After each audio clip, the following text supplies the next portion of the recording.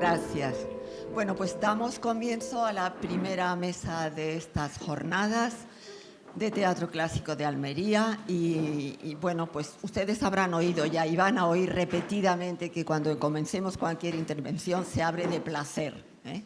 Bueno, pues no está mal cuando vamos asociados a algo que tiene que ver con el teatro, ¿no? Porque realmente es un placer estar en Almería, es un placer cómo se nos acoge, es un placer poder ver, es un placer poder oír, ¿eh? Es un placer poder ver representar teatro y es un placer pues el que todos ustedes estén aquí con nosotros. Cuando la doctora Iglesias me propuso el participar en estas jornadas y en concreto en esta mesa redonda, pues utilizó en un correo dos términos. Me dijo: Alicia, es una mesa, yo creo,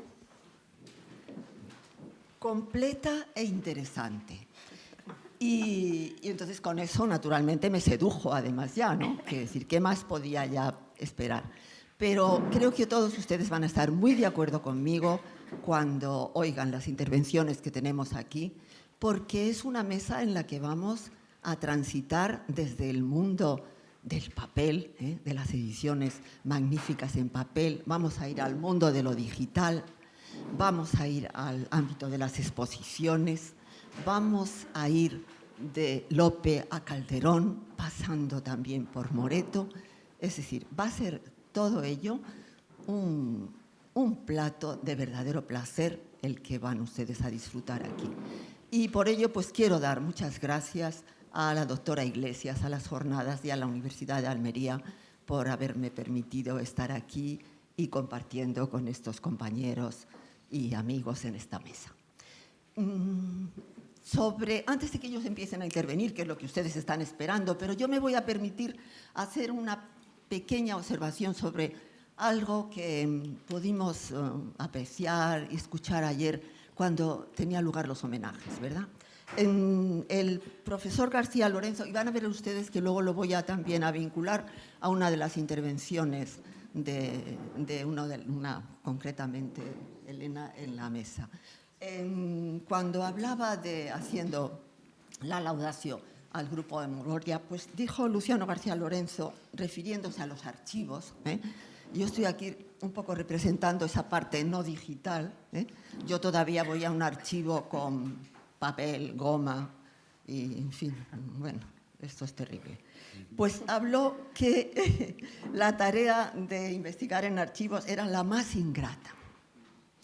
Y después Fernando Aguado, del grupo, dijo: rescatar del olvido maravillas. Y después, cuando habló doña Carmen Sanz, que se ha tenido que marchar, pues habló de la importancia de ese trabajo. Bueno, pues yo, ahora que estamos aquí y que seguramente la mesa va a tratar mucho de ese mundo de lo digital tan importante en nuestros días, tan necesario, y tan vinculado a todo lo interdisciplinar que es una realidad, pues también reivindicar un poquito, si me lo permiten ustedes, ese mundo de la investigación tradicional. Yo he descubierto que soy investigadora tradicional cuando en la convocatoria del Congreso pues decían que se admitían tal, y también los investigadores tradicionales. No es mi caso porque yo no soy ni mucho menos especialista en Lope y no hubiera pretendido nunca hacerlo, pero me ha encantado ese calificativo que lo voy a utilizar en lo sucesivo. Soy una investigadora tradicional. Bueno, entonces ahora vamos a dar comienzo a la mesa, que es lo que todos ustedes esperan, y según nos marca el programa que tenemos, la primera intervención corresponde a doña Mar Zubieta, que nos va a presentar las novedades en la labor editorial de la Compañía Nacional de Teatro Clásico. La doctora Zubieta es la encargada de publicaciones y de coordinación de las publicaciones de la Compañía Nacional de Teatro Clásico, singularmente, y actividades culturales, por supuesto, singularmente en tres vertientes, ¿no? La de los cuadernos y de las fichas didácticas, por una parte, asociadas pues, a las representaciones de la compañía o de aquellas compañías que actúan como dentro del ámbito de la compañía de teatro clásico, y de otra parte también a una publicación periódica pues muy señera, como son los cuadernos de teatro clásico, algunos de los cuales pues ella directamente ha dirigido, como es el caso del dedicado a la generación del 27 y al de los 2 volúmenes de los 25 años de la compañía. Así que Martínez. Bueno, no lo necesito. No lo necesito. ¿Con esto se me oye bien? Sí, perfecto. Sí. Bueno, pues tenemos a la pobre. Sí. Muy buenos días a todos. Muchas gracias por estar aquí.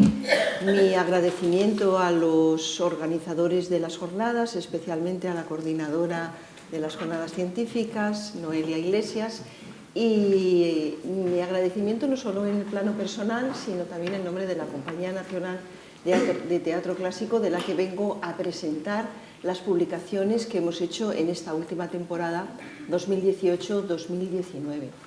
En primer lugar, para los que, como muy bien decía Alicia, para los que no estén al tanto de las colecciones que mantenemos, bueno, pues son varias, y todas en relación con nuestra actividad principal, que es la de hacer representaciones de los clásicos del siglo de oro. Es fundamental los textos de teatro clásico, la colección Textos de Teatro Clásico, donde editamos las versiones que ponemos en escena junto a las fotos más representativas del montaje y después pues figurines y también bocetos de escenografía, dibujos de escenografía, para que quien lo vea pues tenga una idea lo más exacta posible del montaje por métodos tradicionales. Yo, que tampoco puedo prescindir del mundo digital, también me declaro una editora tradicional, porque la verdad es que no invento mucho en cuanto a cada uno de los libros que hago, sino que simplemente me dedico a poner en valor lo que hacen mis compañeros sobre el escenario. Pues bien, los textos de teatro clásico, he traído aquí algunos ejemplos que mostrarles es un poco así incómodo por la mesita está baja. Aquí es donde editamos la versión, que esto, pues la verdad, las ediciones de las versiones son un campo para la investigación magnífico, que desde aquí ya se lo manifiesto. Tenemos también unos artículos introductorios siempre de la directora de la compañía, que en este caso también es El castigo sin venganza y es directora del montaje. Ve, como ven, figurines. Y también tenemos el artículo del versionador o la versionadora que corresponda, que en el caso del castigo sin venganza es Álvaro Tato. Esta colección empezó en los inicios de la compañía y se mantiene hasta hoy con la misma finalidad, lo cual habla mucho del valor que los distintos directores han dado a la calidad de la colección y a la continuidad de la idea. Luego tenemos como apoyo a los tutores de grupo y profesores encargados de grupo también, que vienen desde los institutos o centros de adultos, los cuadernos pedagógicos. Los cuadernos pedagógicos enfocan el montaje desde otro punto. Se ponen en la situación de alguien que tuviera que mostrar al grupo que va a venir cuáles son las claves del espectáculo que van a ver. No solo literarias, sino también desde el punto de vista de los que han llevado a cabo el montaje.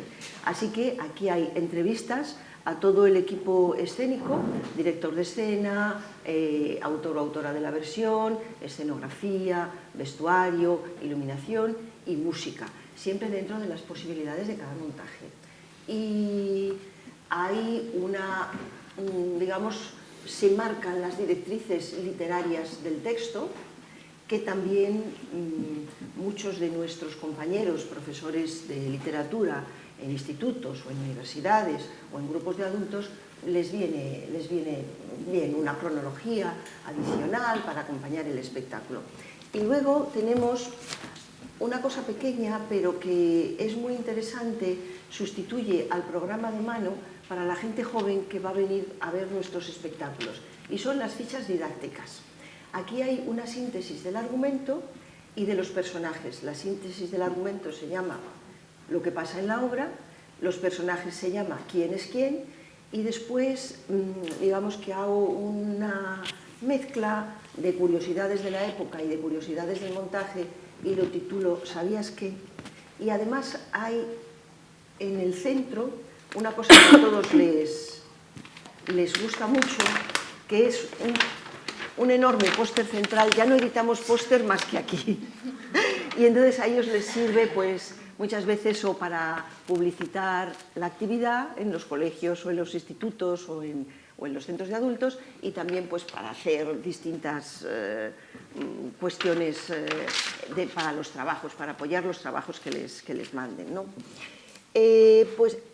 Esto que han visto ustedes, textos de teatro clásico, cuadernos pedagógicos y fichas didácticas, es lo que hacemos siempre que la exhibición en el Teatro de la Comedia o en la sala principal o en la sala Tirso de Molina aguanta una serie de días como para que lo justifiquen. Cuando no sucede esto, bien porque el periodo de exhibición sea muy corto, pues compensa más dirigirnos a nuestros espectadores o incluso a nuestros lectores a través de la página web. Y para ello tenemos otra serie de publicaciones, aquí están, otra serie de publicaciones que los llamamos programas didácticos. Son los hermanos pequeños de los cuadernos pedagógicos, pero también son muy prácticos porque y los tenemos solo colgados en nuestra página web. Yo se lo he traído aquí, así impreso, para que a falta de medios digitales más potentes podamos tener una idea de lo que estamos hablando. Los programas didácticos nos sirven cuando, por ejemplo, ahora mismo, por ponerles el último ejemplo, Tirant lo Blanc, el espectáculo de Tirant lo Blanc. Este espectáculo tiene dedicado el programa didáctico 16.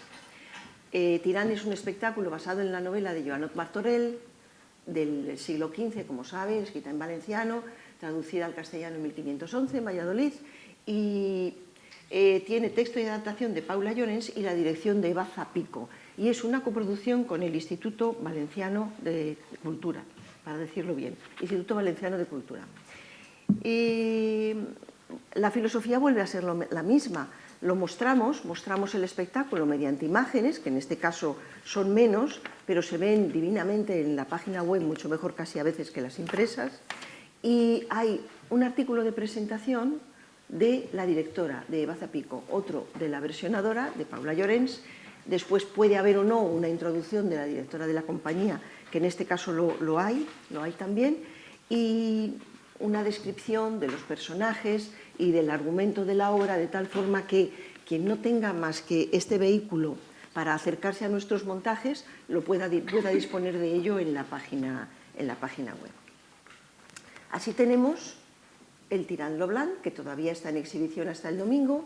Así abrimos la temporada con El auto de los inocentes, que hicimos en coproducción con Faraute Producciones y la compañía Miguel Narros, y que es una idea muy innovadora, no suele verse sobre el escenario del Teatro de la Comedia, que consistía en, lo llamamos El auto de los inocentes y no El auto de los Reyes Magos, porque aunque su base, su fundamento sea El auto de los Reyes Magos, ese germen medieval de todo lo que fue luego nuestro teatro áureo, tiene además interpolados fragmentos del auto de los locos de Valdivieso y del auto de la vida es sueño. Con estos mimbres, el director, que era José Carlos Plaza, pues digamos que puso de relieve el que, aunque las circunstancias, lo situó en un campo de refugiados, un campo de refugiados hipotético, pero no por eso menos real, donde las circunstancias son tan tremendas que quizá la única esperanza que tienen los refugiados de cualquier edad, adolescentes, pequeños, todos están mezclados allí, y gente mayor, sea la esperanza en un futuro mejor que, sin embargo, cada vez se va alejando más. Y esta esperanza es la que representa El auto de los inocentes, que ellos mismos, para distraer el tiempo tan terrible que pasan allí, construyen con lo poco que tienen, con el vestuario que tienen, los trapos que tienen allí, los sacos y las circunstancias de de prisión, pseudoprisión en la que se ven envueltos. Dice José Carlos Plaza: el auto representa la ilusión, la ilusión. La ilusión en este caso que reside en el arte, lo cual es una idea muy bonita. Mantiene que sea cual sea la circunstancia, existe la esperanza de alcanzar algo mejor. Eso es lo que ellos, los propios refugiados, intentan conseguir representando el auto de los inocentes y metiéndose en el papel de los personajes del auto de los locos de Valdivielso y del auto de la vida es sueño. Para nosotros fue muy diferente porque en realidad nosotros no hacemos esto. En general nuestras puestas en escena, las puestas en escena de la Compañía Nacional de Teatro Clásico, como todos ustedes saben, son sobre un texto concreto de un autor concreto y una versión ajustada justamente a eso, ¿no? Luego también quisiera hablarles de otro programa didáctico que también es especialmente interesante porque no soporta, no colabora, no apoya una actividad de representación al uso, sino que se construye en torno a una actividad pedagógica, una actividad en el aula. Préstame tus palabras ha tenido ya, esta es la 4ª edición del programa, que es un poquito más grueso que sus hermanos porque contiene el texto de lo que los actores representan, que es La vida es sueño de Calderón y El caballero de Olmedo y El perro del hortelano de Lope. Por supuesto, no son todas las obras, pero son fragmentos que en voz de las distintos elencos de la joven Compañía Nacional de Teatro Clásico se han llevado a los colegios, a los institutos, hasta tal punto de que en 4 promociones de la compañía se han visitado 39 comunidades autónomas y tengo aquí las cifras. 39 comunidades autónomas. No, primero porque eso es imposible. Vamos a ser realistas. 10 comunidades autónomas y en esta última ocasión, que es lo que, claro, decía yo, ¿en qué país estamos? ¿En qué país vivimos? Esto no puede ser. Disculpen. En esta pasada edición, del 12 de noviembre al 5 de diciembre de 2018, los autores de la 5ª promoción de la Joven se han desplazado a 15 centros de Castilla-La Mancha, Extremadura, Castilla-León, Murcia y Madrid. En todos ellos el esquema del encuentro es el mismo. Los jóvenes se suben al escenario y con la ayuda de instrumentos musicales, en fin, rapean, tocan la guitarra, ponen por primera vez, en muchas ocasiones, en la escucha de los alumnos y a veces de sus profesores también, las palabras de Lope y Calderón.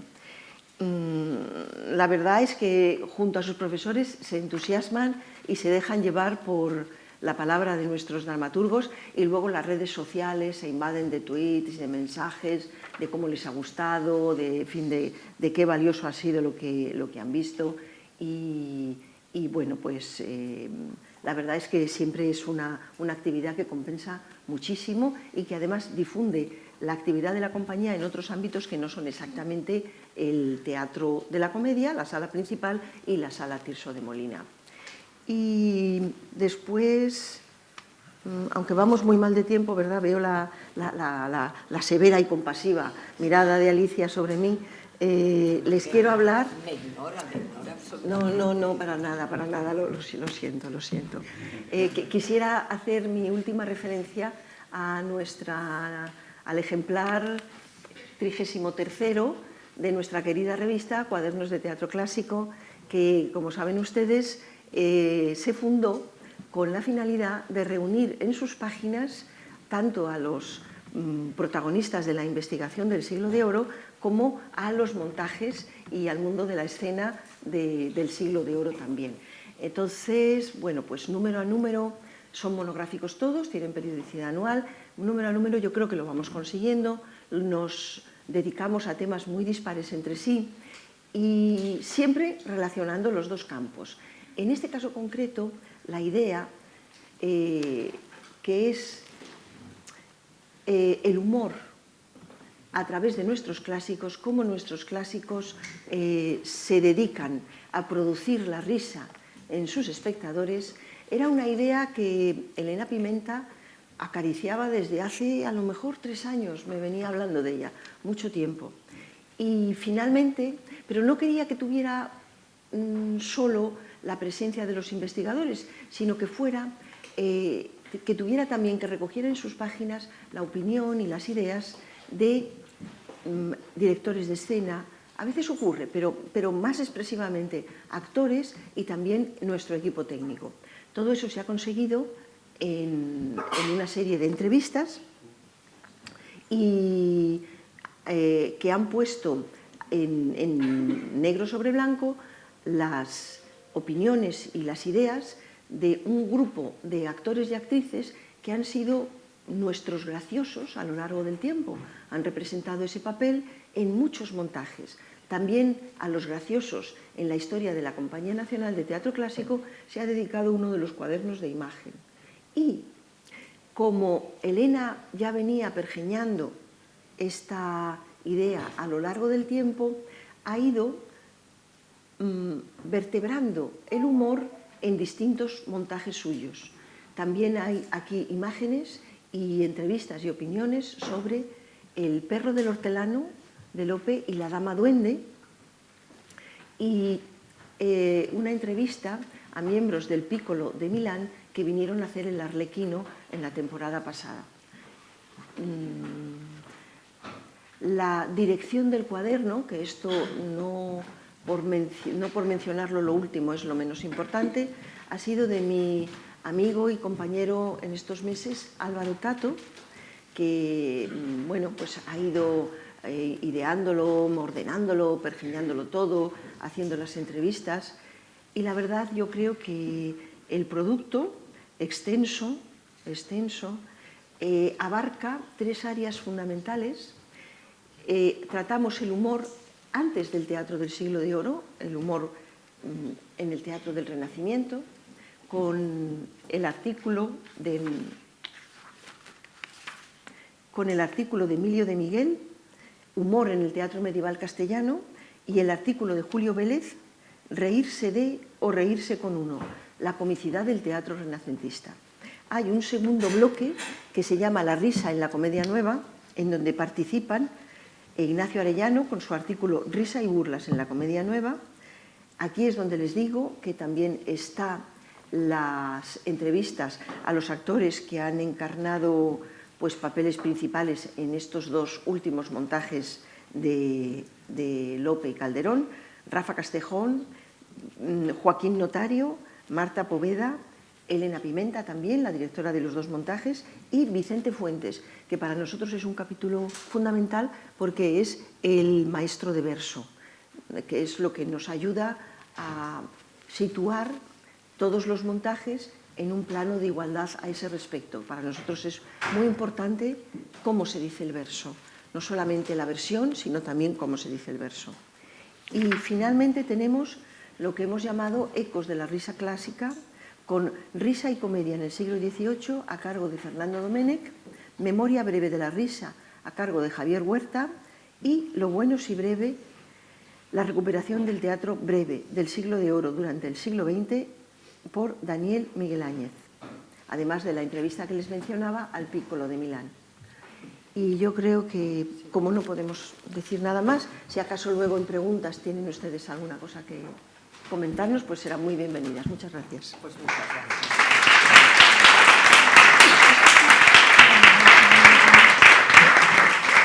Yo sé que a todos les van a parecer cortas las intervenciones, pero bueno, pues es una mesa no redonda, bien carré, pero bueno, ¿qué vamos a hacer, ¿no? Luego seguramente cuando tendremos unos minutos pues podrán preguntar más cosas.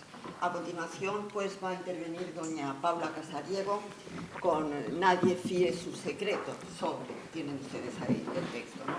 La doctora Casariego forma parte del Departamento de Lengua y Literatura de la Facultad de Filología de la Universidad de Santiago, y dentro del grupo de investigación sobre Calderón y ha hecho, pues, ven ustedes como soy investigadora, no solo, sino también locutora tradicional. Pues me olvido de que esto tiene que funcionar así. Bueno, pues decía que la doctora Casariego pues, ha hecho además estancias fuera de España, de formación en investigación. En la actualidad se encuentra en Roma y viene participando en proyectos de investigación, algunos de ellos también vinculados con las nuevas tecnologías, que yo creo que es algo de lo que se va a hablar hoy aquí mucho. Dentro de la investigación en el ámbito del teatro áureo, pues ella se ha dedicado especialmente al uso, a la utilización, y ahí nos va a hablar de ello en esta edición de la comedia Nadie fíe su secreto, al uso del silencio, de la simulación, todo ese mundo. Bueno, tienen ustedes que leer la comedia porque nos dice mucho. Y también a la figura de la mujer, y en la lectura o la pervivencia del teatro barroco a lo largo del 700, ¿verdad?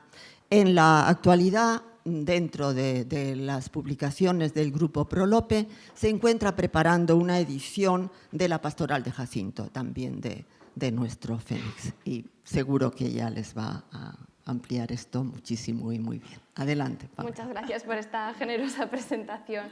Y, por supuesto, amplío mi agradecimiento a las jornadas, por supuesto también a Noelia, pues, por haber contado conmigo para esta mesa redonda.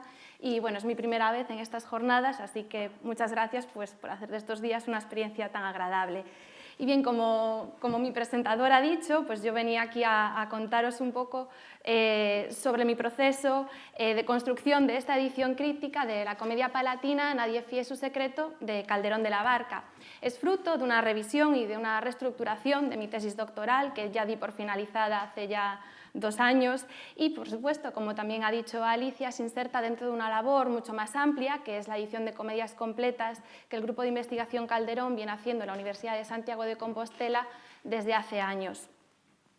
Al igual que otras comedias que han participado, pues, de este trabajo, como por ejemplo El astrólogo fingido, de Fernando Rodríguez Gallego, El mayor encanto amor, de Alejandra Ulla Lorenzo, o por citar las 2 más recientes, Amor, honor y poder, de Zaida Vila, o El mayor monstruo del mundo, de María Camaño.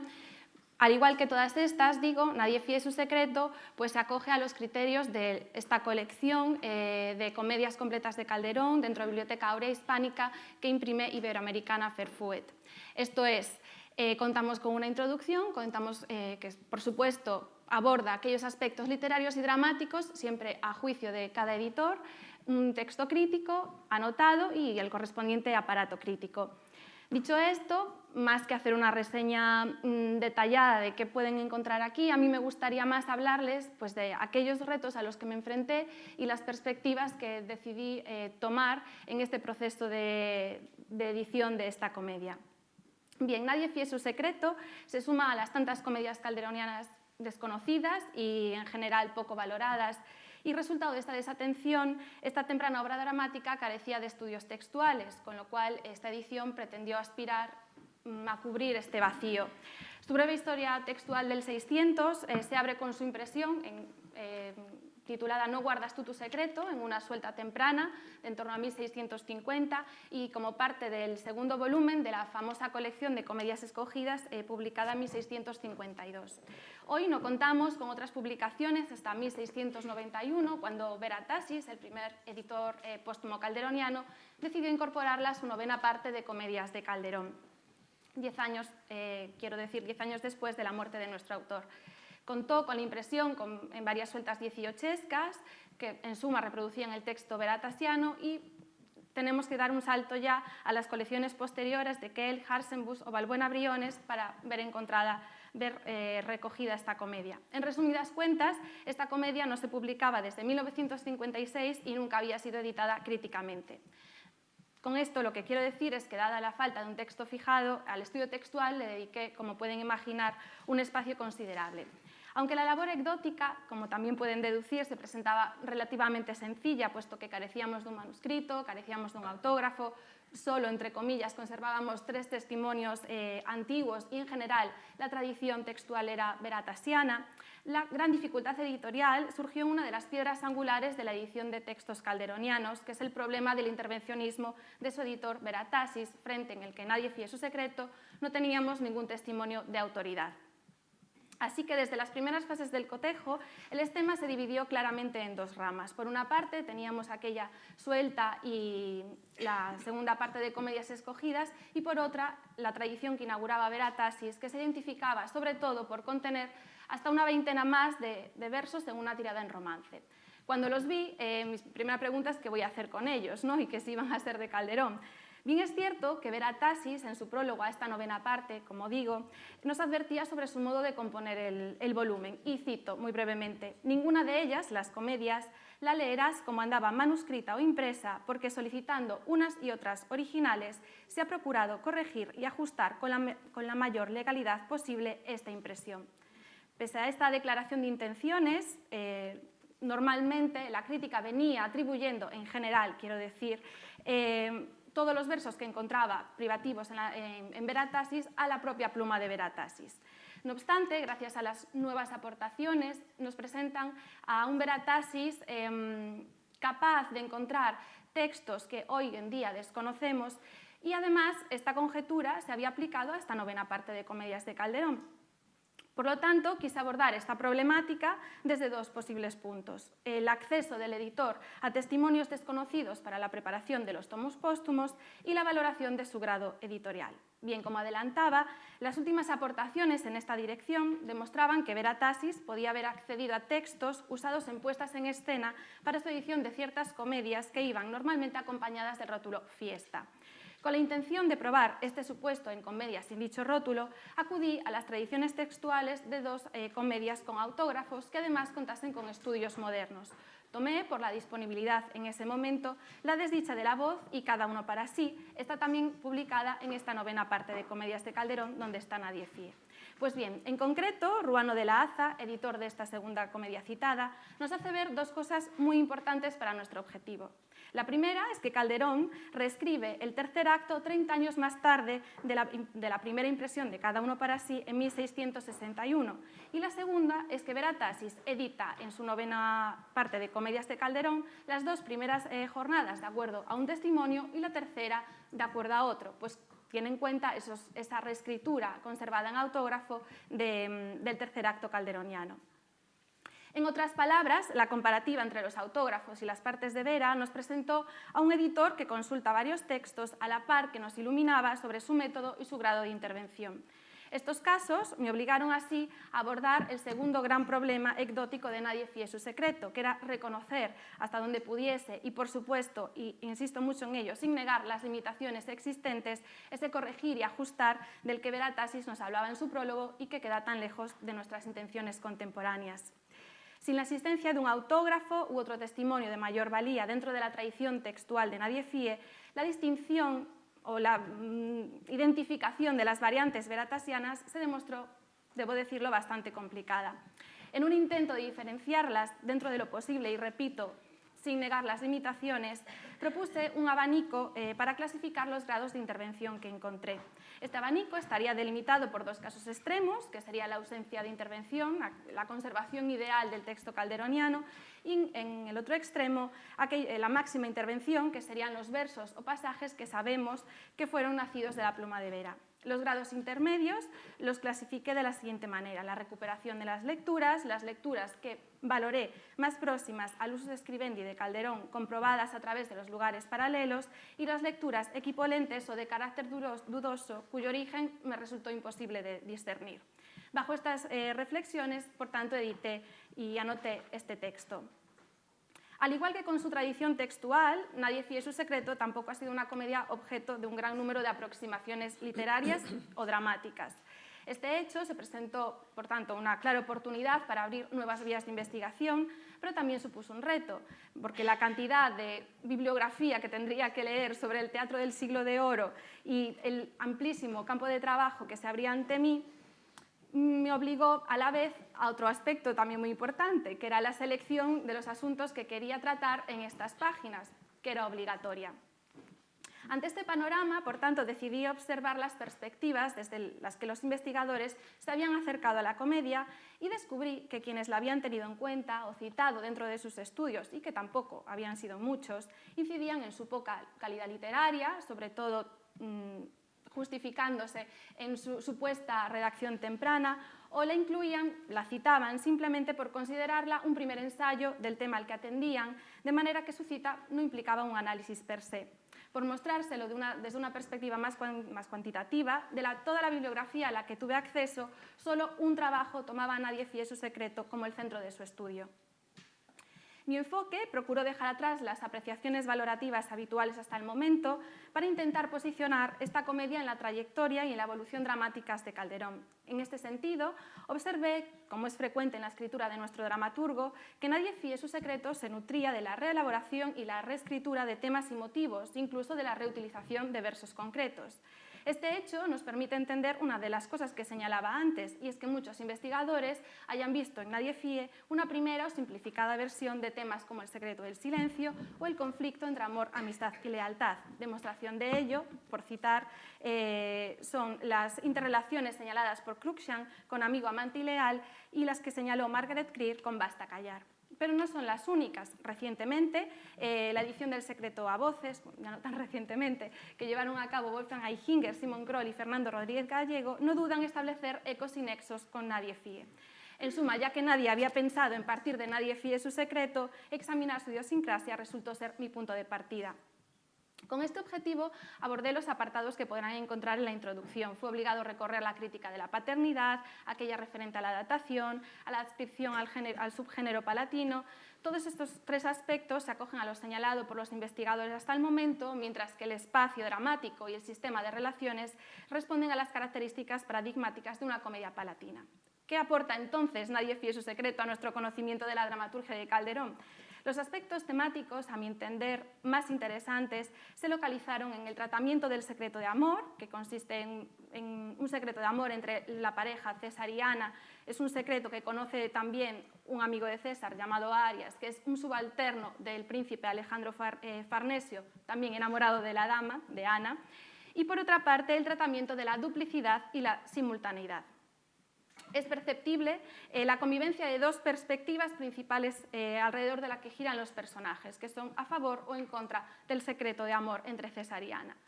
Ofuscados en sus propios deseos, los personajes intentan modificar el discurrir de los acontecimientos para ponerlos a su favor, siempre con el objetivo de conservar el secreto. Esta conservación de los secretos impone el silencio y por ello los personajes están obligados a mentir. El engaño les apremia a actuar, a construir máscaras ficcionales concretas que oculten sus sentimientos o, por ejemplo, las razones de aparecer en un sitio. Para ello usan el disimulo y el fingimiento. Entre tanto, esta multiplicidad de posturas, de conocimientos de un mismo secreto, se pone ante el espectador al que se le niega un único horizonte restrictivo, ¿no? El espectador puede ver todas las posturas. La contención de la confidencia, la exteriorización del secreto, de las posturas, de las intenciones, hallan su cauce apropiado en el uso de la parte. Este se presenta tanto en breves comentarios escuetos como aumenta su complejidad hasta llegar a una cercanía a las escenas dobles.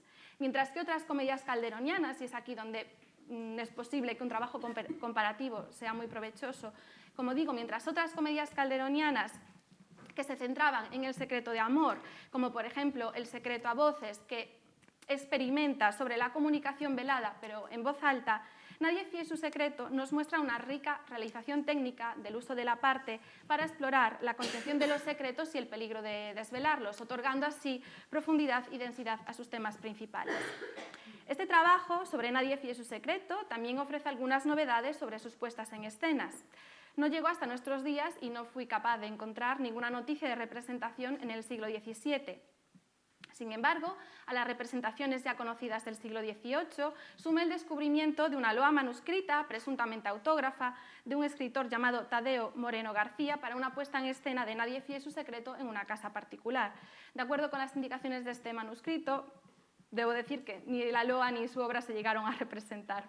No localicé tampoco nuevos datos con respecto a las puestas en escena durante el siglo XIX ya conocidas, pero a las documentadas en los primeros años del siglo XX añadí en primer lugar la primera obra de Calderón representada en Nueva Delhi en 1956 y en segundo lugar su emisión y su grabación dentro del programa televisivo Estudio 1 producido por Televisión Española en 1972.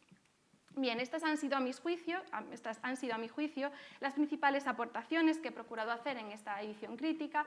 Es una primera aproximación, pero espero que pueda servir a futuros investigadores pues, para mejorar lo que aquí puedan encontrar, para abrir nuevas vías de investigación o para ampliar simplemente nuestro conocimiento del teatro calderoniano. Muchísimas gracias por su atención.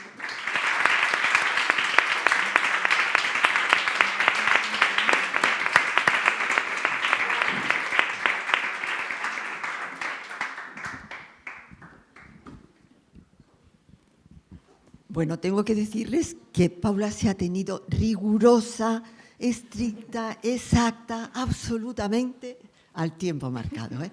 O sea, que esto yo creo que bueno, que redunda en que consideremos que va a ser una conferenciante de lo más disciplinado. Bueno, pasamos ahora a la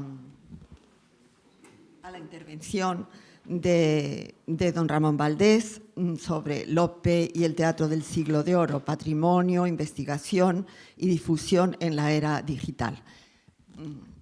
El doctor Valdés es profesor agregado de la Universidad Autónoma de Barcelona y tras una ya pues, larga y muy fecunda carrera en investigación y en otros temas, como por ejemplo en el ámbito del género de la sátira, pues en la actualidad y desde el año 2000 pues está asociado, formando parte del grupo Prolope de la Universidad Autónoma de Barcelona y desde el año 2011 es codirector del grupo. En ese espacio es autor de distintas publicaciones, de ediciones críticas, de la coordinación y dirección de otras, de alguna de las partes, es decir, en ese espacio lopesco de publicaciones con un amplio currículo. En los últimos años se ha inclinado por la parte de la edición en digital, que es, supongo, de lo que va a hablarnos también hoy especialmente, y dentro del grupo Prolope, pues en ese deseo que tienen último de que producir en red toda la publicación de la obra del Fénix. También es el autor de la propuesta de un máster en Humanidades Digitales, aprobado también por la Universidad Autónoma de Barcelona y coordinador del anuario Lope de Vega del volumen dedicado específicamente a la edición crítica. Entonces, últimamente, pues ha codirigido con el profesor Vega, pues tanto un congreso como una exposición que han tenido lugar, el congreso en la Biblioteca Nacional, la exposición allí también sobre Lope y el teatro del siglo de oro, exposición que ya ustedes se han perdido, los que no la hayan visto, porque ha cerrado hace muy pocos días, con lo cual pues yo les regaño porque no podía perderse eso. No pudieron encontrar desde luego mejor sede que la Biblioteca Nacional, pues donde tenemos todo lo que pueda tenerse, supongo casi todo, de Lope. También estaría aquí Germán, que no sé si me corregiría, ¿no? Y paralelamente al Congreso, en el que pues, se han abordado todo este campo tremendo que se abre ante nuestros ojos, pero lleno de posibilidades y de esperanzas. Y de ello, pues supongo que nos va a hablar mucho mejor de cualquier cosa que pueda decir yo, evidentemente. Gracias. Gracias, Alicia. Bueno, pues yo, a pesar de todo, soy un investigador tradicional también. Lo que pasa es que también soy un hombre digital, y como soy un hombre digital, me he traído un PowerPoint, que es una gran innovación. Es algo que nadie ha visto hasta ahora. No, pero bueno, era para que veáis un poquito lo que ha sido la exposición. Entonces yo, con el permiso de la señora presidenta, me querría levantar, porque si no, no voy a poder ver lo que estoy enseñando. Además, ha sido un poco de trabajo al cámara. Bueno, pues lo que os vengo a contar un poquito es la exposición que, si no habéis visto, pues podéis ver precisamente un poquito en lo que va a ver a partir de ahora, que eso sí que es digital, que es la página web, ¿vale? La exposición, como ha dicho Alicia, se organizó en la Biblioteca Nacional. Nosotros íbamos con una idea muy pequeñita de exposición, que íbamos a centrarnos precisamente en lo digital, pero la Biblioteca Nacional dijo, no, si queréis hablar de Lope tiene que ser una señora exposición, y entonces nos obligaron a hacerla grande. Ya vaya por delante que no vuelvo ni loco no puedo decir, porque cuando ya hay raptos de locura uno hace cualquier cosa, pero que ni atado vuelvo a hacer de comisario de una exposición.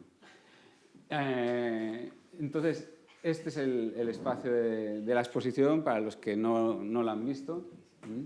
Y la novedad ahora es que os queremos enseñar lo que va a ser la página web. ¿Veis? Estas cosas pasan. Yo soy muy digital, pero esto va solo. Bueno, pues entonces aquí tenéis la estructura de la página web, ¿vale? Que es exactamente la misma de la exposición. Tenemos 4 secciones. Una es sobre... Vamos a decir que una es sobre la comedia nueva. La creación de la comedia nueva en el siglo XVII, partiendo de los inicios, de los precedentes, de la formación, de la profesión, de todo un poco lo que estaba explicando ayer Carmen Sanz. La segunda es la proyección del teatro del siglo de oro más allá de su tiempo y de sus fronteras. Después tenemos una tercera sección que nos pretendíamos centrar un poco en el siglo XX, también con intención de hablar de la Compañía Nacional de Teatro Clásico. Y la última sección es la cuarta, que es lo que tenéis aquí, que este era el que quería que fuera el subtítulo de la exposición, que no me dejaron. Era cuestiones de marketing, ¿no? Que era Lope y el teatro del siglo de oro, patrimonio, investigación y difusión en la era digital, ¿no? Bueno, pues esta es la exposición entera iba jalonada con una serie de puestos lab en los que se va presentando todo lo que es precisamente esa investigación digital. Pero lo que en la exposición se presenta, lo que presentamos en la exposición, era ese rico patrimonio documental que nos permite reconstruir lo que es el teatro del siglo de oro, que es mucho más que los manuscritos de Lope y de Calderón, que no son poca cosa, sino que además tenemos una serie de documentos que son los que nos permiten saber cómo funcionaba el negocio teatral, bueno, aquí tenéis, vamos a ir un poquito más despacio. Esta es la estructura de la página web. Aquí tenéis un carrusel de imágenes, el título de la subsección, un carrusel de imágenes. Todos los bienes bibliográficos de la Biblioteca Nacional presentan unos enlaces que nos permiten acceder a los propios textos. De manera que al final esta va a ser una especie de exposición virtual y a través de ella podremos acceder a todos los textos, de manera que también se convierte en una especie de repositorio, ¿vale? Bueno, esto es una cosa preciosa que es una de mis grandes aportaciones. Este es una representación de un tablado que podría ser similar a lo que dice Cervantes, ¿no? A la descripción que hace Cervantes de esos tiempos de la representación en Lope de Rueda, ¿no? Esto es del siglo XVI, es de un tablado flamenco, se conserva en un manuscrito de un cancionero flamenco. Bueno, aquí tenéis diferentes documentos, ¿no? Desde este es el de cuando descubren que un actor está representando en día laborable y entonces les quieren poner un pleito y entonces el actor dice, no, es que yo estoy representando con permiso de su majestad. Y entonces es el testimonio de cómo se va apropiando, cómo se va ensanchando, ¿no? La representación del teatro del siglo de oro, cómo va convirtiéndose en un fenómeno de masas cómo va conquistando, ¿no?, la representación a lo largo de toda la semana, incluso los días laborables, cómo se convierte en un fenómeno que es realmente importante, comercial. Tenemos también ahí el sumario de la orden, donde se da las normas que regían los corrales de comedias.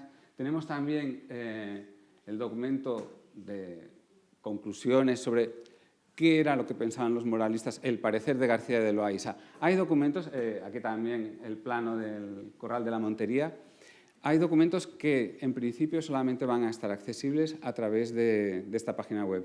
Entonces, digitalizados me refiero. Entonces, por eso decía que la web al final va a ser una especie de repositorio y también va a incluir algunos materiales que se han creado específicamente para la exposición. Por ejemplo, la reconstrucción virtual del Corral de la Montería gracias al grupo de investigación del Teatro del Siglo de Oro de Sevilla. Aquí tenéis a Pepa Pedroche, que vino a ver la exposición con un grupo de alumnos que nos encantó presentársela.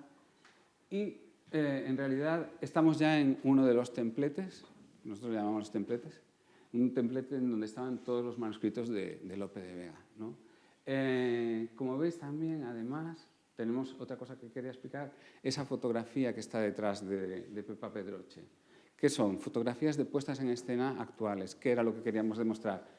Ese bien patrimonial, esos documentos que nos permiten reconstruir el Teatro del Siglo de Oro y el Teatro del Siglo de Oro como algo vivo, ¿no?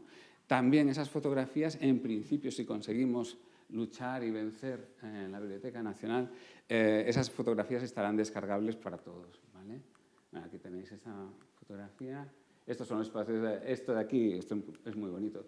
Estos son las más de 300 comedias que sabemos que se conservan, que tenemos los testimonios exactos, ¿no?, de Lope. Ahí están todas las portadas. Esto es una labor de Germán, una labor de acoso y derribo a los diseñadores de la exposición, porque nos tocó luchar con ellos para que efectivamente lo hicieran. Ahí tenéis lo que es un puesto lab. En la exposición se podían consultar los puestos lab. Esto es un vídeo que hicimos sobre La Dama Boba, en el que pretendíamos presentar el ciclo vital de la comedia desde el momento en que la crea el autor, porque claro, de la Dama Boba conservamos el manuscrito autógrafo, ¿no? Tenemos el caso del manuscrito del Memorión, tenemos, dando ya un gran salto si queremos, bueno, tenemos la edición de la comedia en impreso, ¿no? Y luego también tenemos incluso también la versión de Federico García Lorca, que se conserva en un expediente de censura. Eso está en el Archivo General de la Administración. Ese sí está digitalizado, entonces lo que proporcionamos nosotros en los puestos lab es el enlace al Archivo General de la Administración, a esa digitalización, ¿vale? Bien, aparte también tenéis este vídeo que también se puede ver, ¿no? Y luego ya pasamos a esta sección, bueno, donde íbamos explicando el Teatro del Siglo de Oro más allá de su tiempo y de sus fronteras. Desde puestas en escena en la Alemania nazi del Gran Teatro del Mundo, que es esto que veis aquí. Es una puesta en escena en Heidenheim, en Alemania, en 1933. ¿Vale? Y luego ya pasábamos a esta sección, que es la del siglo XX, donde, claro, teníamos que poner la foto de Federico García Lorca sin falta. También, pues bueno, otros materiales como bocetos de puestas en escena, de aludir a la compañía de José Tamayo, diferentes agentes. Siempre hemos tenido que elegir muchísimo y renunciar a mucho de lo que queríamos explicar, ¿no? Pero también, por supuesto, era necesario aludir a la labor de la Compañía Nacional de Teatro Clásico, los festivales. Ayer, cuando estábamos hablando, pensaba, qué buena tesis sería una tesis centrada en los festivales como tema de investigación, ¿no? Y luego hablar de lo que es la investigación actual, sobre todo en el terreno de la edición, ¿eh? Aquí tenéis, bueno, teníamos elementos de vestuario y llegamos a la sección de lo digital, ¿no? La era digital, que empezábamos con este cuadro del equipo Crónica. Las estructuras cambian, las esencias permanecen. Esto hay que decirlo, fue por inspiración de una ponencia que hizo en Valencia la profesora Evangelina Rodríguez Cuadros, en que, hablando usó, como una de las diapositivas de su PowerPoint, que también ella es muy innovadora, usó el cuadro del equipo Crónica para hacer una reflexión, que es también una que proponíamos nosotros. ¿Hasta qué punto la metodología digital está implicando un cambio de metodología o no? ¿O son sencillamente instrumentos que aplicamos en la investigación, ¿no? Nosotros eso lo dejamos a la respuesta del visitante, no tenemos por qué mojarnos y ya cada cual respondía lo que quería. En cualquier caso, sí que es cierto, creo que eso es innegable, la tecnología digital nos ofrece unas herramientas para trabajar con una mayor eficiencia. Y ya está, en ese sentido estamos obligados a utilizarla. Que luego si eso implica un cambio de paradigma o no significa un cambio de paradigma, bueno, pues ya lo responderán los epistemólogos, ¿no? Pero nosotros lo que creo que no podemos hacer es dejar de utilizarla. No se puede dejar de utilizar, por ejemplo, con productos que ofrecen la calidad de las reconstrucciones virtuales de los corrales de comedias, ¿no? Tenemos que pensar que la tecnología digital, dentro de la filología, tiene muchísimos campos y utiliza muchísimas tecnologías. Olvidémonos de que lo único que nos ofrece son las ediciones digitales. La reconstrucción virtual, en realidad, pues, para un arqueólogo sería exactamente lo mismo que para un filólogo. Quiero decir, nos permite reconstruir los corrales de comedias. Es arqueología, igual que existe arqueología medieval o arqueología de la Edad Moderna, ¿no? En ese sentido, tenemos que utilizarlo dentro de lo que son nuestras posibilidades. Tenemos ahora lo que está tan de moda, que es la estilometría, y tenemos que tener cuidado con que la tecnología se nos imponga y nos lleve por donde no queremos ir. Pero desde luego tenemos que utilizarla todo lo que podamos. Los resultados que está ofreciendo la estilometría, una persona tan documentada como Germán Vega, y así puedo ya aludir a mi colega de comisariado de la exposición y compañero de penas y fatigas, que fueron muchas, pues Germán Vega, que es un gran conocedor de la estilometría, está utilizando ahora, bueno, es estudioso de problemas de atribución, ¿no? Está utilizando la estilometría y mantiene que los resultados son espectaculares, ¿no? De hecho, fijaos, lo que se nos ocurre para la exposición es vamos a pasar mujeres y criados por el ordenador y vamos a ver qué nos ofrece. Y lo que nos ofrece el ordenador es la confirmación total de las teorías de Alejandro García Reidi. De hecho, tan es así que yo luego ya, en un segundo momento, le dije a Germán, es que no solamente podemos confirmar que sea de Lope, podemos, evidentemente, son estilométricos los criterios que nos permiten datar las comedias. ¿Cómo datan las comedias Morley y Brereton? Sobre la base de unas determinadas estrofas, y eso es estilometría. Y efectivamente, ¿qué pasó? Los resultados nos dijeron que estaba al lado de El perro del hortelano, que es lo que decía precisamente Alejandro García Reidi. Bien, esto es un poquito lo que es la exposición. Aquí tenéis la página web, los puestos lab.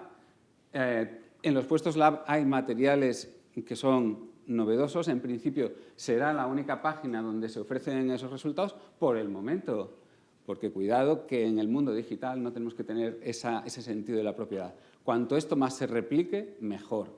Mejor para la conservación de algo tan valioso, por ejemplo, como la reconstrucción virtual del corral de comedias del Príncipe de Vida Manuel Canseco. En principio es un material recuperado gracias a esta exposición. Nosotros hablamos con Manuel, le pedimos que nos lo cediera y lo conseguimos. No hace falta insistir mucho. Manuel es generoso y estaba muy contento de que se pudiera poner. Nosotros hemos hecho un vídeo, pero incluso no solamente hemos hecho un vídeo con ese software, sino que querríamos que el software, es decir, el conjunto de archivos, estuviera a disposición de todos, datos abiertos, ¿vale? Esto es una reconstrucción del patio de comedias de Córdoba, que se debe a Juan José Reynoso. Esto es una reconstrucción de La selva sin amor, que se debe a Juan José Reynoso y a Paco Sáez. Todo esto, este material se hizo para otra exposición, para una exposición que comisarió Paco Sáez en Madrid, en la Casa de Lope, pero se lo hemos robado y hablamos con Paco, hablamos con la Comunidad de Madrid y ellos habían hecho la exposición, habían publicado el catálogo, pero este material digital había quedado aparcado, ¿no? Digital. Pues nosotros lo hemos negociado y se ha introducido también en nuestra exposición. Hay cuestiones de fotografía hiperespectral, cuestiones de... Esto es interesantísimo, esto es la última tecnología para la transcripción asistida de manuscritos y lectura de manuscritos, búsqueda sobre manuscritos. Es impresionante. Con esto lo que podemos hacer es buscar agujas en pajares. Es decir, nosotros tenemos digitalizados todos los manuscritos de la Biblioteca Nacional, los cargamos y lanzamos búsqueda directamente sobre imagen. Esto no es un OCR, no es un reconocedor óptico de caracteres. La tecnología nos permite buscar directamente sobre imágenes cadenas de caracteres. Es última tecnología. Y esto es la página de estilometría que está creando Germán. Tenéis diferentes materiales a partir de la web, ¿vale? Por ejemplo, aquí tenéis bocetos de la Cortesía de España. ¿Por qué? También porque se utiliza la tecnología digital. Esto es un dibujo y se utiliza Photoshop para acabar de rematar, por ejemplo, ¿no? Y luego, aparte, en esa puesta en escena había lenguaje digital. Para explicar un cambio de lugar se utilizaba Google Earth, por ejemplo, ¿no? Esto para un joven es mucho más fácil de entender que unas espuelas colgadas al hombro, ¿no? Que podía ser el código con el que en el siglo de oro se entendía que el personaje estaba de viaje. Tenemos también hemos colgado PDFs sobre cómo se hacía la maqueta de La selva sin amor, luego la puesta en escena de Coy Narciso, que es una puesta en escena también digital, con tecnología digital, cómo se ha utilizado la tecnología digital en la escenografía, ¿vale? Bueno, aquí también tenéis otro caso de uso de combinación de tecnologías digitales, es el de mujeres y criados. He dicho que ni loco me iba a meter en otra exposición y lo mantengo, pero eso no me impide promocionar que se hagan nuevas exposiciones. Prolope ha promovido la creación ahora de la propuesta de una nueva exposición, que es esta de aquí, unos clásicos de cine, el teatro del siglo de oro en el lienzo de plata. Esto es, claro, yo estaba en una tesis doctoral, ¿no? Y bueno, era una tesis doctoral sobre la adaptación del teatro del siglo de oro al cine. Y por lo que iba explicando en la tesis, yo digo, aquí tienes una exposición preciosa. Claro, la engañé porque ya no sabe lo que es organizar una exposición. Y entonces convencí a la doctoranda, que ya es doctora, Alba Carmona, para que efectivamente ella hiciera una exposición que va a comisariar en compañía de Guillermo Gómez. Los materiales son preciosos. Desde la primera adaptación cinematográfica del alcalde de Zalamea, de Adrià Gual, en 1914. Y veis qué bonito el color del... Y este es otro fotograma de la misma adaptación. Incluso tenemos storyboard, o sea, y que son escenas que hace falta repetir, ¿vale? Tenemos precioso un cartel del alcalde de Zalamea, de Richter von Zalamea, de Ludwig Berger en 1924. Fijaos, es arte expresionista. Aquí también que podría recordar un poco a una imagen también del Quijote, pero en realidad es la misma película. El pressbook de Fuenteovejuna. Estos son los materiales que va a haber en esa exposición y yo creo que me pasa un poquitillo, pero con esto ya acabo. Muchas gracias.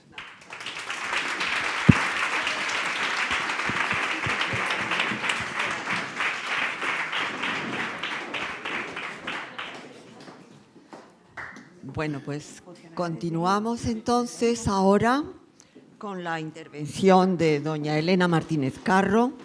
La doctora Martínez Carro va a tratar sobre celebrar un centenario, Moreto 1618-2018. Y vamos a ir seguro de exposición en exposición, ¿eh? Claro. Y en este caso, ella seguro que lo dice, pero si no, por si no lo dice, lo digo yo. Si se dan ustedes prisa, quienes no la hayan visto, tienen hasta el domingo. Pueden verla hasta el domingo, además con un horario muy amplio. No, hasta que, el 28 de abril. 28, Ahí queda un fíjense, mes, pues un yo mes. quería que fueran ya todos el domingo en masa, pues no, queda un mes, 28 de abril en la imprenta municipal. Bueno, la doctora Martínez Carro es profesora de didáctica de la lengua española y la literatura moderna en la Universidad Internacional de La Rioja y es decana también de su facultad de educación. Desde hace muchos años ha combinado pues, la enseñanza en diferentes niveles con el mundo de la investigación. Y en esa línea pues, tiene tanto publicaciones en el ámbito de la didáctica como publicaciones ya en el ámbito del teatro áureo en el que se ha especializado. Y en ese sentido, cuando yo les hablaba antes de los archivos, pues tiene una faceta que a mí me interesa mucho resaltar, que es la de estudiosa en archivos, estudio del cual e investigación de la cual pues, ha tenido la oportunidad de hacernos partícipes de diferentes testimonios inéditos sobre autores de la segunda mitad del siglo XVII. Forma parte del grupo de investigación Proteo, dedicado al estudio del teatro de Moreto, y del grupo Teamat sobre artes escénicas de la Universidad Complutense de Madrid.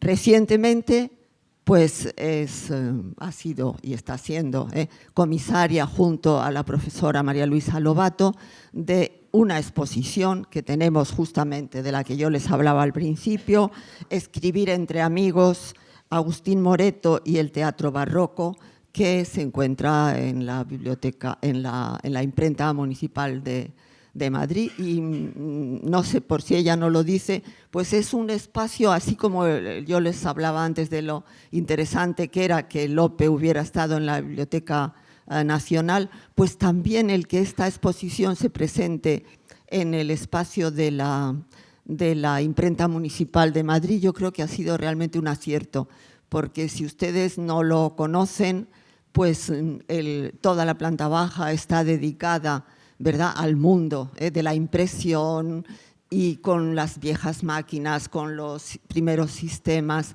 y luego en la parte alta subimos y entramos ya en ese mundo de los textos, de lo digital, y sí, realmente pues yo supongo que ella les va a hablar de todo ello a continuación, seguro que sí. Muchas gracias, Alicia, por la presentación. Gracias a todos por estar aquí y especialmente a Noelia por esta invitación. Y, por supuesto, a mi compañera de fatigas en estos meses, que ha sido María Luisa Lobato, con la que comparto pues, el comisariado de esta exposición. A mí me parece que todo lo que han contado ya aquí mis colegas en la mesa redonda, aunque no la tengamos, sea cuadrada, ha sido muy interesante porque en el fondo tiene un objetivo común, que creo que es el que no podemos perder de vista, que es conseguir que el teatro clásico siga vivo en nuestro momento y cómo lo transmitimos y cómo lo hacemos visual. Cuando Ramón antes ha comentado que ni loco se volvía a meter, y esto me lo dice cada vez que nos vemos o en su exposición o las veces que ni loco se volvía a meter en otra exposición, realmente tiene razón. Pero hay una dificultad que creo que es bueno compartir, ¿no? Cuando uno monta una exposición, que además de las dificultades legales y por supuesto de presupuesto, que son las que cambian la vida, digámoslo así, además de esas dificultades hay una dificultad, por decirlo de alguna manera, que está metida en la esencia, ¿no? Una dificultad esencial, que es cómo transmitir algo de 400 años dándole una visibilidad actual para que el público actual entienda lo que es el teatro del siglo de oro. Ese es posiblemente el objetivo de todo lo que hemos querido contar aquí desde distintas perspectivas, de una manera caleidoscópica, ¿no? O bien a través de la compañía, o bien a través de una edición, o bien a través de una exposición. En definitiva, lo que queremos es que el teatro siga vivo y que se entienda lo que fue verdaderamente una revolución teatral en el Siglo de Oro. Y eso, transmitirlo y hacerlo visual en una exposición es realmente un reto, porque nosotros lo podemos entender desde una perspectiva a lo mejor más filológica, desde una perspectiva de lo que entendemos por la digitalización o las humanidades digitales, como ha comentado Ramón, pero cómo se visibiliza realmente ese teatro a través de manuscritos, a través de autógrafos e impresiones, incluso, bueno, pues es más fácil a lo mejor en el teatro, pero en una exposición es complicado.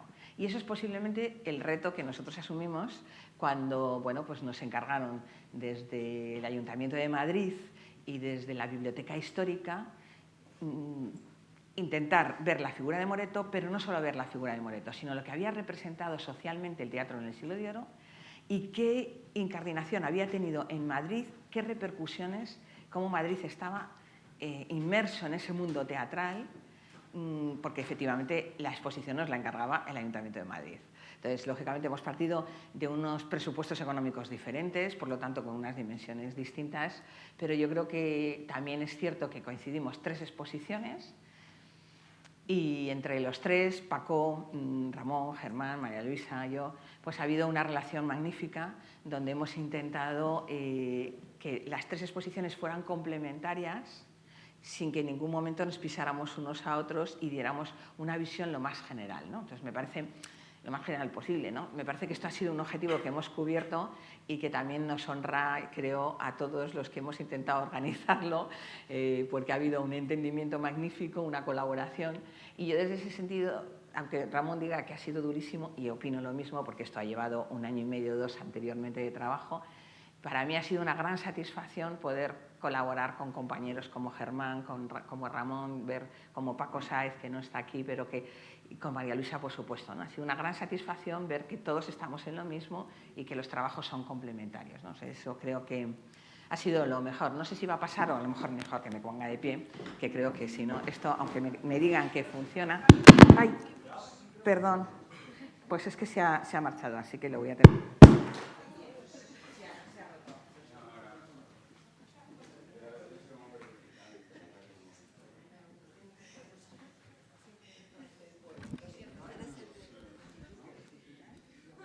No, pero claro, si tienen una mano... Me quedo con él en la mano. Pues no, pero vamos, ya van a ser muchas cosas.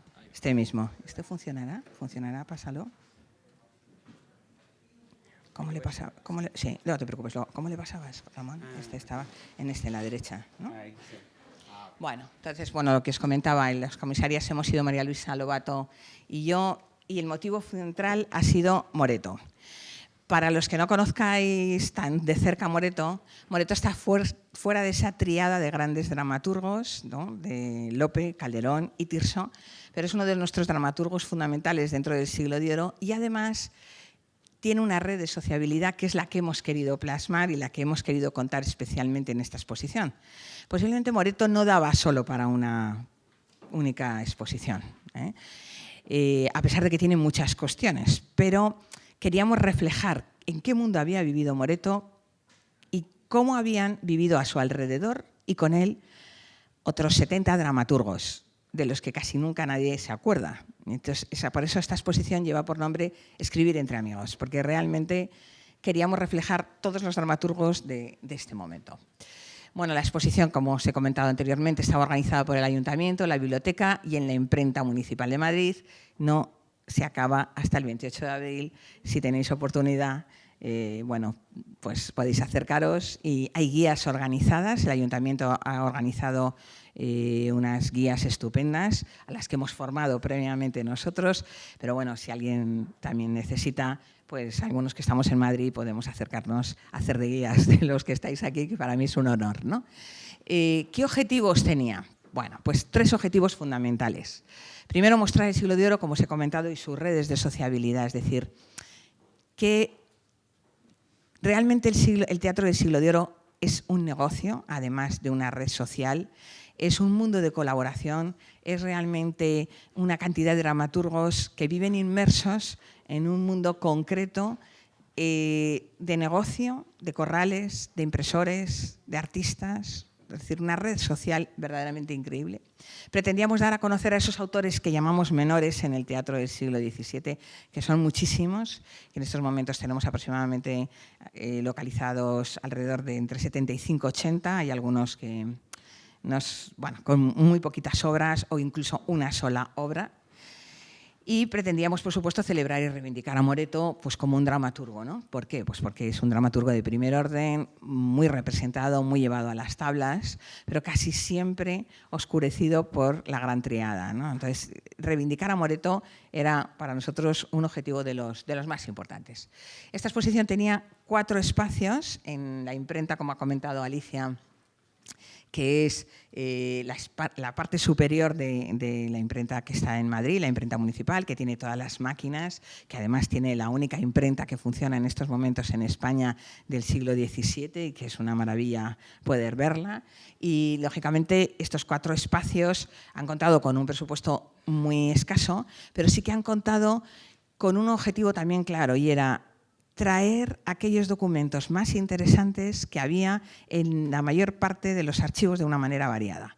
Es decir, nuestro objetivo, por ejemplo, la Nacional, como bien sabe Ramón, trabaja exclusivamente con sus fondos en general, se pueden traer algunas cosas. Nuestro objetivo era otro. Tenemos documentos del Archivo de la Villa, y todos los documentos que pertenecen evidentemente al ayuntamiento, como pueden ser las tarascas. Tenemos documentos del Archivo Histórico, por supuesto de la Biblioteca Nacional, como vamos a ver algunos ahora, documentos de, me parece que me he dejado, de la Biblioteca Histórica, muy importantes. Entonces, es una miscelánea de exposición donde hemos procurado traer la mayor parte de los originales que el presupuesto nos ha permitido por los seguros, que son desorbitados, como podéis imaginar, y algunas joyas que hay aquí son importantes y, lógicamente, otros muchos son facsímiles y reproducciones, ¿no? Pero la mayoría son originales y originales que tienen mucho interés.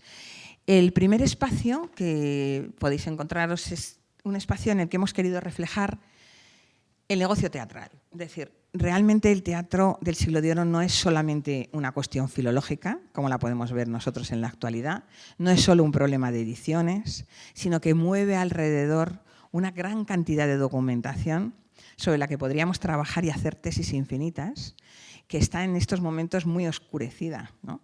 Que es la que va en torno a todos aquellos documentos de protocolos, de archivos, donde hay grandes cantidades, sumas de dineros, a dónde iba a parar el dinero de las compañías teatrales. En esto nos ha ayudado muchísimo la investigación de Carmen Sanz, que ha estado con nosotros esta mañana y que la exponemos también en esta parte.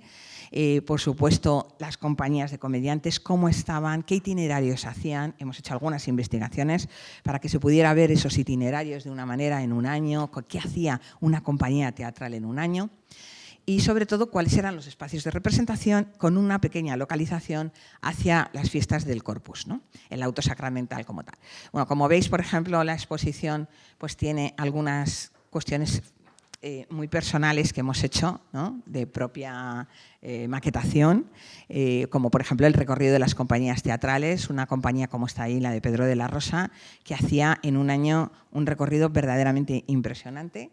Y luego hemos sacado de los documentos que nos ha aportado Carmen Sanz, pues por ejemplo, dónde iban a parar los dineros de cada una de esas compañías, que por supuesto, como sabéis, todos iban a acompañar a los hospitales, y los documentos del Archivo de la Villa, originales, donde viene cómo se pagaba, a quién y qué arrendatarios tenía cada uno de los corrales. Estos archivos de la Villa, que en este momento están prácticamente sin tocar, son interesantísimos porque son la contaduría.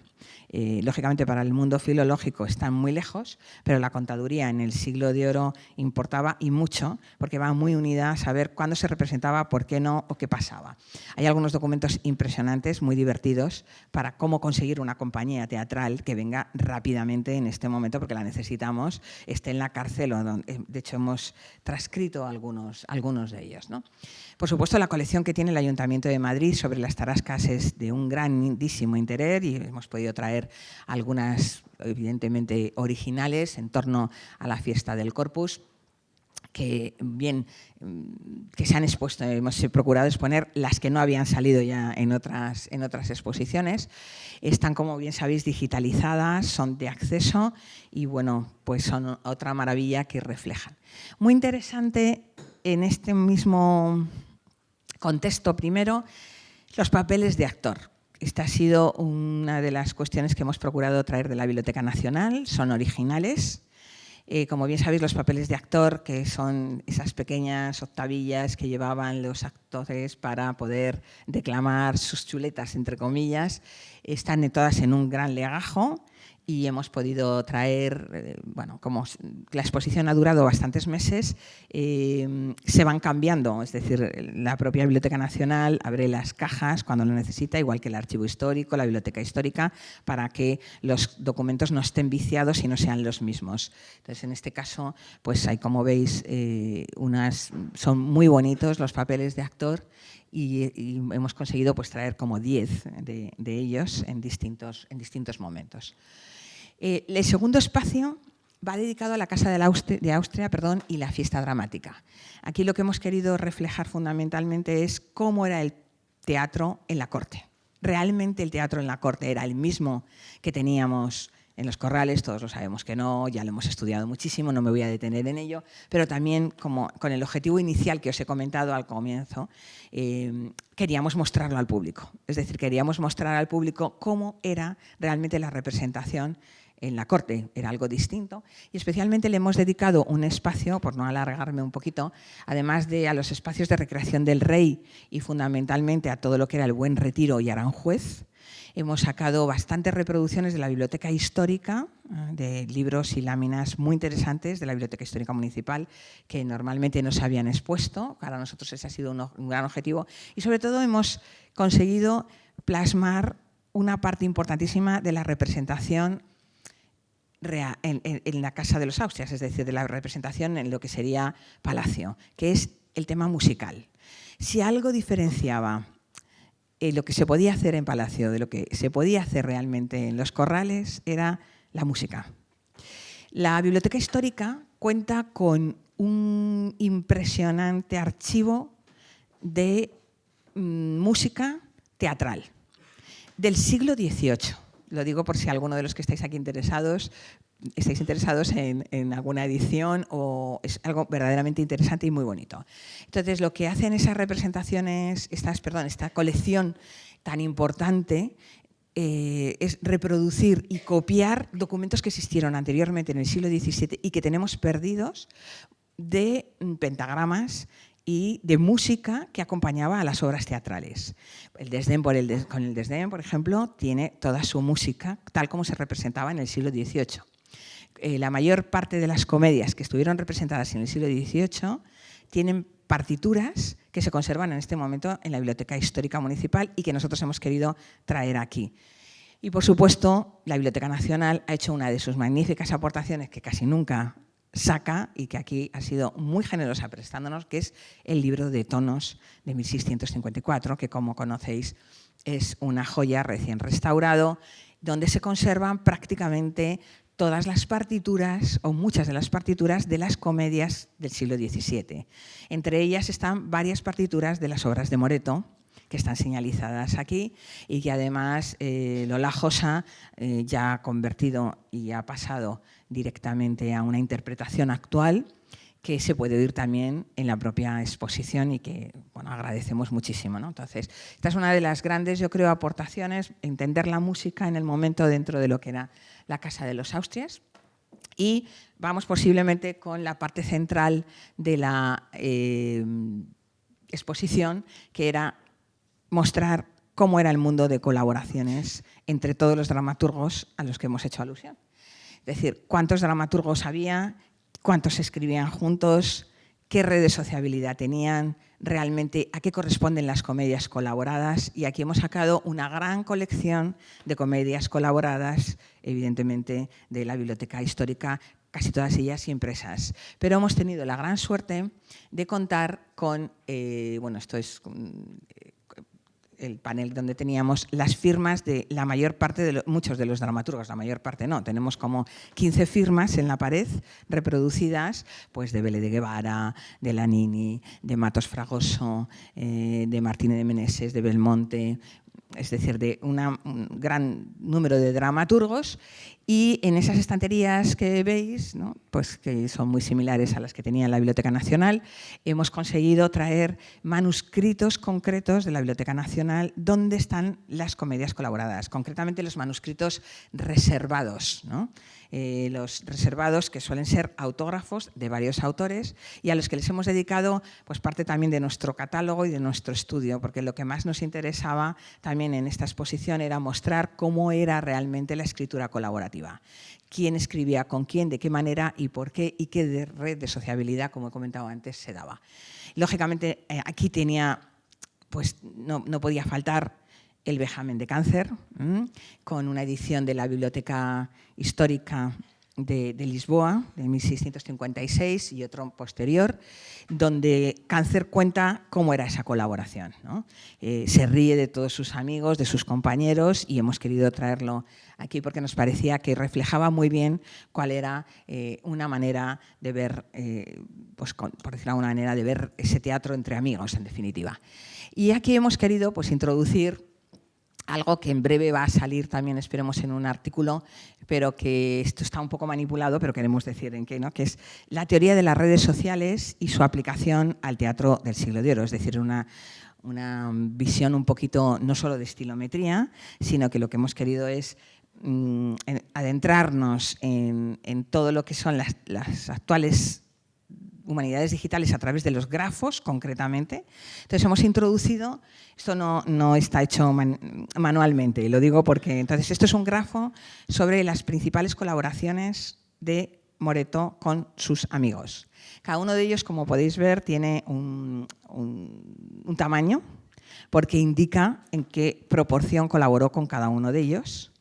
Y esta es una sección de lo que vamos a publicar, creemos que en breve ya está sobre cómo es la red de colaboradores completa, ¿no? Es decir, lo que hemos hecho ha sido introducir este programa, lo que hace es trabajar con un algoritmo donde se introducen el número de comedias que en este momento conocemos colaboradas, que son alrededor de las 147, 148, oscila alguna dudosa, ¿vale?, más todos los dramaturgos que trabajaron en ella. Cuando metes ese algoritmo, ves la red social completa que existió en ese momento en el siglo XVII, con sus distintas pegas. O sea, esto hay que explicarlo porque, claro, en cuanto cambia una comedia colaborada de atribución, cambia la red. Aquí, como se puede ver, lo que hemos hecho ha sido sustraer los datos solo de Agustín Moreto y dejar en el algoritmo solo Moreto con sus colaboradores, no con los 70 dramaturgos que hay. Y en este terreno tenemos a Juan de Matos Fragoso como el principal colaborador, con Jerónimo de Cáncer, seguido después de Martínez de Meneses y de Belmonte. Pero si os fijáis, fue uno de los autores que más colaboró con un número, de dramaturgos impresionantes. Es decir, colaboró, es un hombre social, aunque no lo pueda parecer, y además su teatro estaba realmente hecho con todos los compañeros. Es decir, Moreto tiene muchas obras personales, pero muchísimas en colaboración, y ya se ve que tenía una red verdaderamente importante de colaboradores. Bueno, cuando se vea en el próximo artículo y demás, pues veremos que la red social cambia muchas las cosas de las que tenemos en nuestras teorías. Pero bien, eso lo dejamos para otro momento. Y por último, el cuarto espacio, espero no estar pasándome de tiempo, pues es Moreto en su cuarto centenario, donde nace, que hemos conseguido su partida de bautismo en San Ginés, su vida en Toledo, qué hace realmente para componer personalmente y qué hace. Y hemos conseguido traer su único manuscrito autógrafo de la Biblioteca Nacional, El poder de la amistad, que es una joya que a su vez ha inspirado pues, el símbolo de la exposición, porque si os fijáis, la rúbrica que hace final es muy semejante a la que hemos puesto como logo de la exposición, ¿no? Bueno, el poder de la amistad que que refleja realmente lo que él tenía, una gran cantidad de amigos con los que trabajaba en el teatro y una manera muy bonita de hacer teatro, ¿no? Muy divertida y una forma muy original. Por supuesto, hemos contado con, bueno, veis, hay una gran cantidad de comedias sueltas interesantísimas de la Biblioteca Histórica Municipal, todas impresas, pero que muchas de ellas cuentan con las pequeñas banderillas porque se llevaron al teatro y entonces quitan, ponen, o sea, tienen partes manuscritas, muchas de ellas.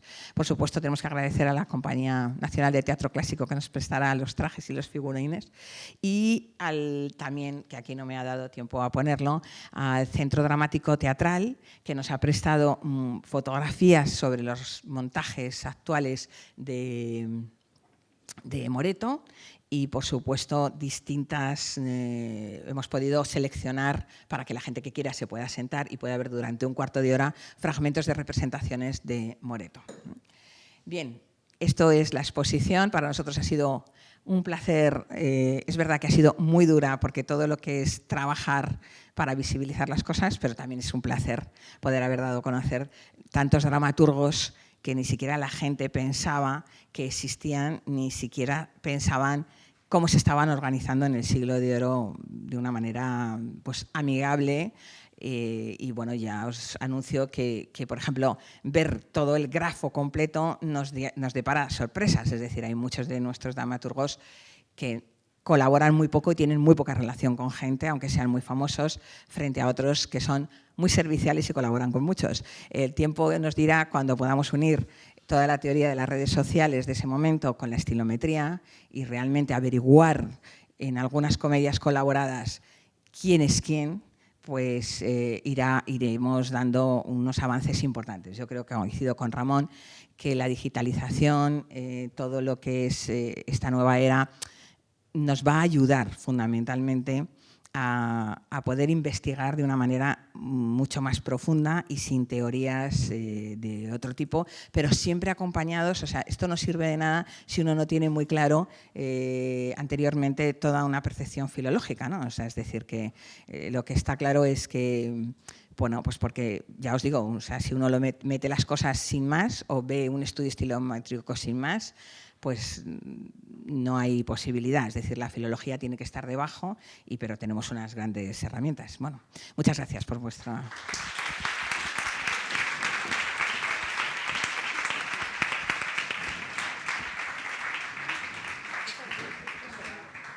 Bueno, como ven ustedes, la utilización de esos dos vocablos por parte de Noelia, completa e interesante, yo añadiría muy completa y muy interesante, ha quedado patente. Tenemos muy poco tiempo, 5 minutos, me dice desde la dirección de las jornadas. Si tienen ustedes alguna pregunta breve que formular a cualquiera de los miembros de la mesa que han intervenido, pues...